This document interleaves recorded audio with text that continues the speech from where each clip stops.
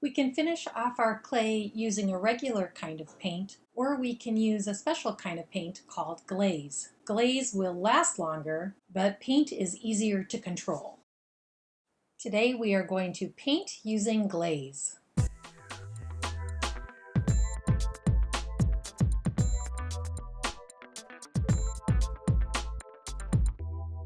When you paint the glaze on, it's light and chalky, but after it goes back into the kiln for a second firing, it comes out shiny and bright. I can stop after one coat and my finished ceramics will look like this. If I do 2 coats, it will look like this. I think I'll paint another coat.